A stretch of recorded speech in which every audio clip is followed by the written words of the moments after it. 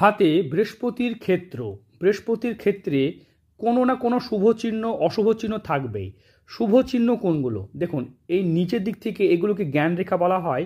মানে এই জাতক প্রচণ্ড জ্ঞানী, মানে নিজের জ্ঞানকে প্রকাশ করতে শিখেছে। আর এই দিক থেকে যে রেখাগুলো আসে এগুলোকে বলা হয় রিং অফ সোলেমান, মানে এগুলো জেদি। এই দুটো রেখাকে মিলিতভাবে যখন কোনো রেখা একটা এরকম চতুর্ভুজ বা স্কোয়ার বা এরকম সাইন তৈরি করে, এই চিহ্নতে কিন্তু সম্পত্তি বা মাল্টিপল প্রপার্টি যোগ বলা হয়। এবং এখানে যখন ক্রস সাইন হয়, দাম্পত্য জীবনে সুখ শান্তিকে নির্দেশ করে।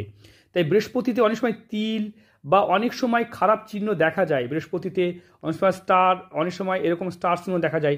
এগুলো সবই কিন্তু ভালো, কিন্তু তিল চিহ্ন বা কালো ছোপ দাগ বা বৃহস্পতির এই পোর্শনটা নিচু হয়ে গেছে বা কালচে কোনো দাগ হয়ে আছে, এগুলো কিন্তু বৃহস্পতির অশুভ চিহ্ন। যারা নিজের হাত দেখাতে ইন্টারেস্টেড এই নাম্বারে যোগাযোগ করবে।